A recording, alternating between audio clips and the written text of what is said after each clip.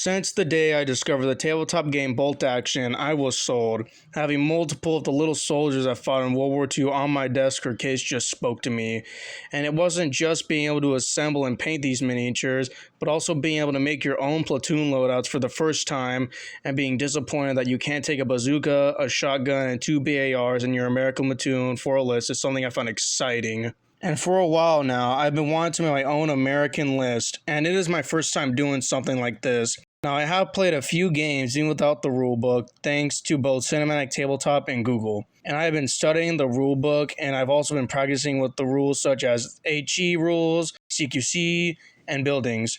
And I've also been researching on how I can make my own list. Now, I was restricted on making my own list by Easy Army, which allows you to easily make a list of Bolt Action, Conflict 47, and other Warlord games, hence the name Easy Army. But I was curious.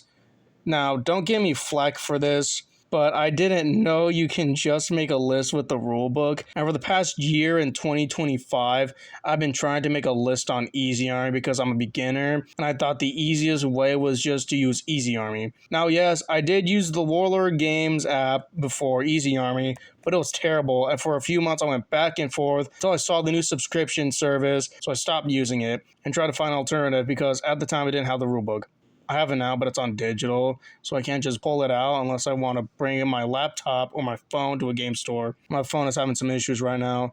But today is the day. After years of painting, having these little guys in gray on a shelf for the past 3 years and painting them the last year, researching Morty and Glory battle reports and scale history SOC, and a few minutes of crunching the numbers, I can finally show you my American list for Bolt Action 3rd edition.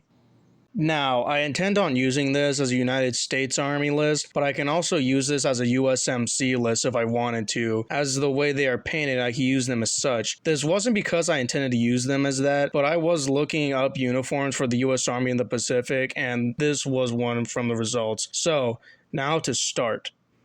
The main core will be my infantry, with 4 squads of American veteran riflemen. These are 8-man platoons, all their NCOs have SMGs, but only 3 have 2 BARs and 1 platoon has a single BAR, because I ran out of BARs on my models. Now, I could find a sprue with a BAR, and I do have some of the old figures from the old K-47 starter with broken weapons. I wanted to make up for the fact they have small numbers through overwhelming firepower, and the fire maneuver special rule makes them have even more firepower compared to their other allies and Axis counterparts, which I believe makes up for the lack of manpower. For their leader, I have a veteran first lieutenant with 2 other men. The lieutenant is armed with a pistol while the other 2 are armed with SMGs to deter any attempts at getting close and fighting in close quarters. It allows my platoon commander to have copious amounts of firepower while supporting his men on the table and giving them a much needed morale boost. For my artillery, I have this regular medium mortar team. Now, the unit is without a spotter, and I can make one with broken models, but for now, this is how it is, and I have another unit that can act as a spotter. Now, I might make a video on how I make one if I decide to make one, but for now, I'm happy with it as it is, as it will be able to lob mortars from far away, though it has to see the enemy to do so. And I think being much farther range than your enemy can fire is a good option for fire support. For some much-needed air supremacy, I have a veteran air observer along with another man armed with an SMG. This is also the unit that can act as the spotter for my mortar team and can also provide air support where needed. This makes it a useful tool in my list. Though it may never see a successful airstrike, the boys with the mortar will at least be happy at not being shot at first.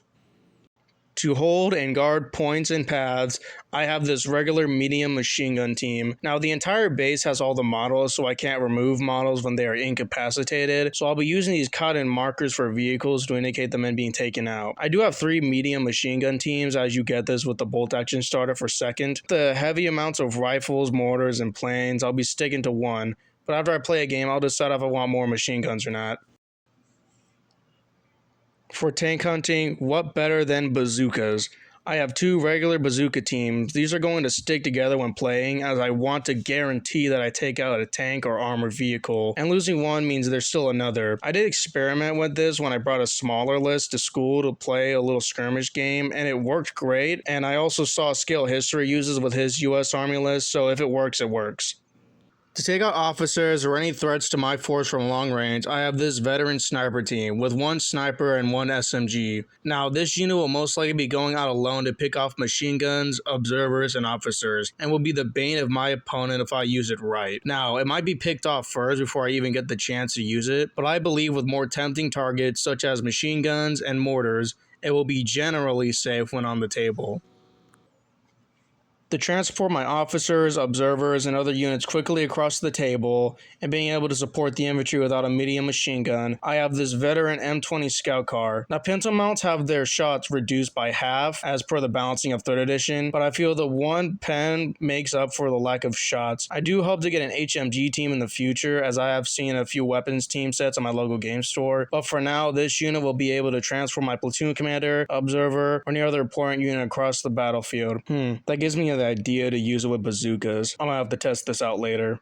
And finally, an army is not complete without a tank. And what better tank for my Americans than the M4 Sherman 75? This is a veteran unit, so it does benefit from the gyro stabilizing special rule, making it unaffected from firing on the move or advancing. It doesn't have a pintle mounted HMG, unfortunately. I do have them for both my Shermans, but I use one for the M20 as the kit only comes with one HMG. So I might make a custom mount to make it mounted on the front or attach it on behind the hatch as it originally was designed. But I don't believe it's going to need this, as I don't plan on having it go alone to sudden death, as its main job is to support the infantry. Though when the time comes, I will be fighting other tanks, so the tanks will come to me and I will not be coming to them.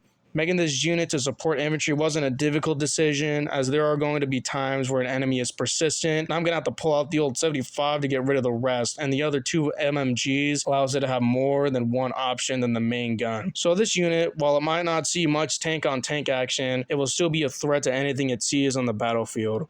And that brings us to the end of my list. Now you may be wondering how much this will cost me, and you probably guess either 1,200 to 1,500 points.